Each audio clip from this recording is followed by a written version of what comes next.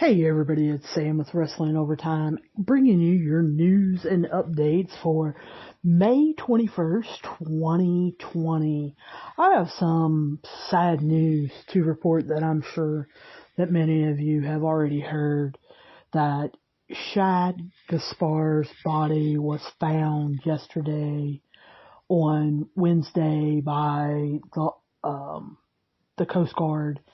At first, they were saying that they just believed that it fit his description, and then later in the evening, it was said that it was his body. And thoughts and prayers go out to all of his family and definitely his friends.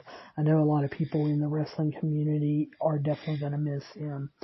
For those of you who do not remember him or do not recognize his name, he was part of WWE's Crime Time tag team and was a part of WWE in, I think, from 2010, 2015, somewhere around there.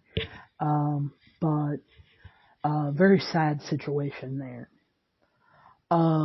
Next news up is that AEW announced a battle royal for next week, and the winner will get a TNT title shot on June 3rd. So they are not wasting any time. Double or Nothing is this weekend, and we're going to find out between Lance Archer and Cody who gets the title.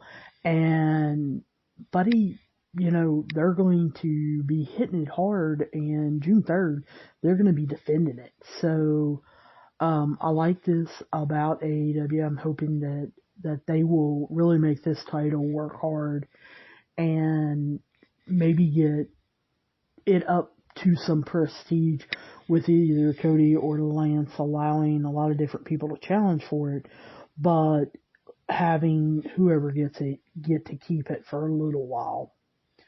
Ember Moon on Tuesday, which would have been May 19th on WWE's Backstage, said that her Achilles injury, she tore her Achilles, it may turn out to be a career-ending injury.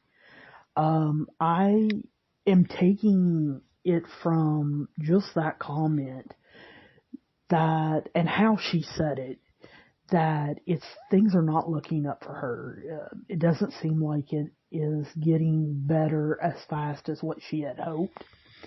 And Xavier Woods has to be looking at this since he has the same injury and wondering about his own progress and his own career. The next news that we've got is that Big Show actually feels like the empty Performance Center shows are going to improve the talent's focus. And he said this on Busted Open Radio. He compared it to wrestling back in the 1960s, which was filmed in a studio without an audience. And after hearing him explain this, for those of you who don't know, Busted Open is a show that is on Sirius satellite radio, and I believe it's on for 3 hours on there. However, whatever is the best part of it or the interview of that day, they actually turn into a podcast.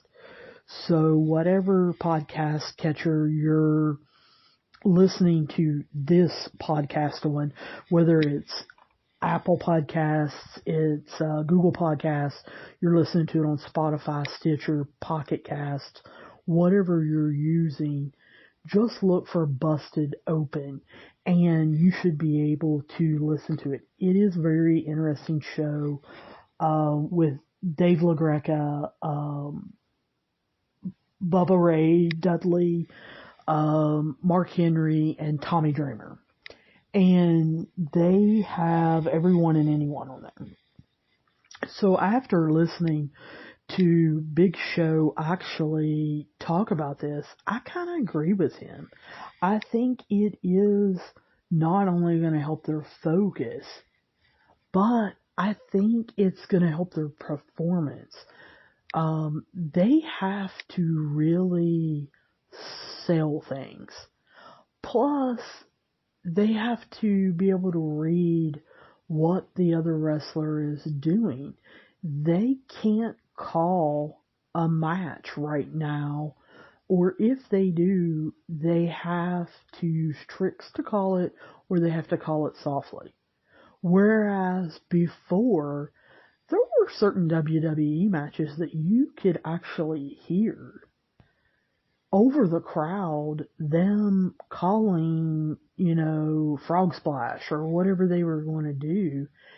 And it kind of took the mystery out of it. So these no audience shows at the Performance Center or with AEW at Daily's Place, it's making them become better performers and learn to read the other wrestler and react better. It's also helping their focus. They're having to make sure that they know what feelings they're supposed to be portraying and doing that because they're not reacting to the crowd. They're not getting a momentum boost from the crowd. So I actually like that Big Show was talking about that. Then we had some news on WrestleZone that says Access TV has announced that they are going to have a new 1-hour show, and it's a series called Impact in 60. And it's going to debut on June the 2nd. It's going to feature full-length matches showcasing a different topic each week.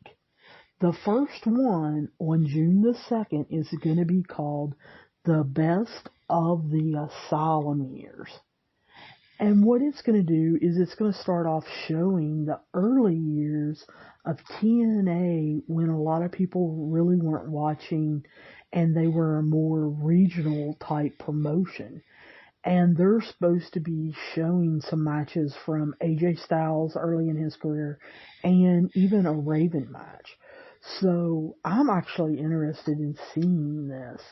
I'm definitely going to give this first show a try because I don't remember watching the early years of TNA, and I do want to see some of these matches. Now, on the podcast, After the Bell with Corey Graves, I hope all of you guys listen to that. It is super informative and hilarious. I love Corey Graves' takes on this podcast. Seth Rollins was on there, and he said that he lost a lot of respect for Jim Cornette. He worked with him in Ring of Honor and knows him personally. And so when he heard that Jim Cornette put down his fiancée, Becky Lynch, for being pregnant, he was really disappointed, and he said he lost a lot of respect.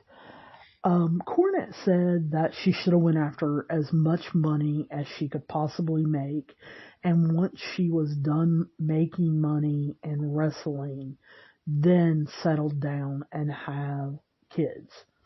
And of course, Seth Rollins feels that Becky can have it all, that, she can take some time off and have their child and then come back to wrestling, whether it be on a part-time basis, a full-time basis, whatever she decides. But he believes that, they both together can handle that. And I seriously hope in this day and age that they can. They're making enough money that I think that they could hire a nanny to travel with them, or maybe, one of their family members they could help out and let them travel with them, or they could get an alternating schedule or something like that, where they could have it all. And I really hope that works out because I would like to see Becky Lynch come back. On Wrestling Observer Radio, they said that there were 3 injuries that happened last night in AEW Dynamite. And if you guys listened to the AEW episode that I did, I was worried about one, and I thought the second one happened. I had no clue about the third.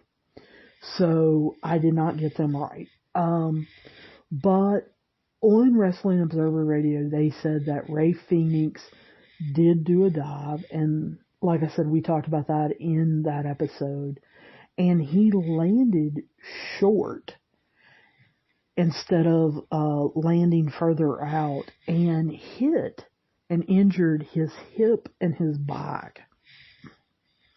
So that part I got completely wrong, because I was saying I thought that it was his elbow or his shoulder. So it's his hip and his back, and they do not think that he is going to be in the ladder match on Saturday.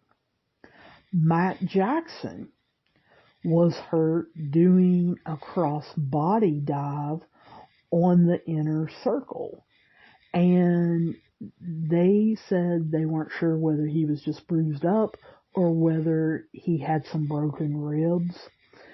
And I did not even see that. I saw them do the dive, but I didn't see where he was injured or anything. So sorry I missed that one for you guys and didn't call that one on the episode. And then the last injury, they said possibly could be the most serious. Dr. Britt Baker did hurt her knee after Nyla Rose was thrown down on her knee by Chris Statlander and Shida. They said that the trainer did check it out during the match, and that she had to be helped backstage, and then they checked her out more fully. They are hoping that she did not tear anything, such as a ligament, but they have to wait for some of the swelling to go down in order to do an MRI. Then Cody had a media call for Double or Nothing, and he clarified something that I've seen a lot of fans ask, that the TNT champion will be listed above the top 5 rankings. They will not be part of the top 5 rankings. In a lot of promotions, what they do is their mid-card title or their second title, they do have them ranked a lot of times, and a lot of times they have them take on the world champion. And Cody said that in AEW, they're not going to be ranked. And those 2 belts aren't going to be totally equal, but they're going to be more equal than what they are in a lot of promotions. And you're going to see members of the top 5 going after both belts.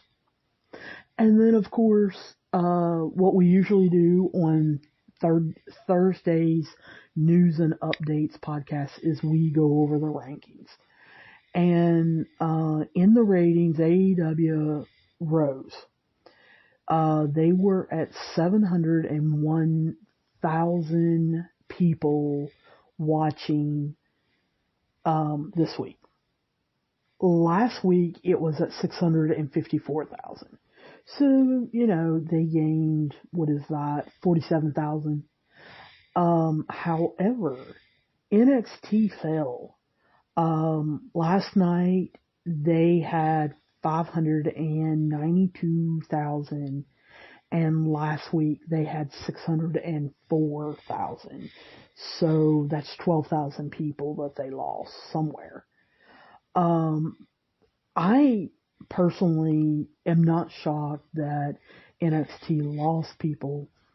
As I was doing that episode and reviewing it for you guys, I just wasn't interested in a lot of those matches.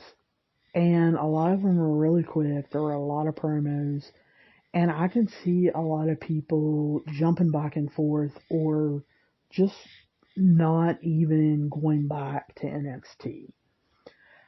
However, I was shocked at the difference between AEW and NXT. Usually it is closer, but I don't know. Maybe it is because Double or Nothing was coming up, and that was the go home show. They were 109,000 more people watching AEW than watching NXT. So I'm interested in after Double or Nothing next week's show, if it's closer or if because of Double or Nothing, they even widen their lead more. So I am interested in that a little bit. But that's your news and updates for today, Thursday, May 21st. And if anything hits, we will bring you another news and updates. Otherwise, I will be talking to you on the SmackDown episode and getting ready for that. As always, if you guys have any questions, comments, problems, or protests, you guys can write me at wrestlingovertime@gmail.com, or you can hit me up on our Facebook page or Twitter under Wrestling Overtime. I will talk to you guys soon.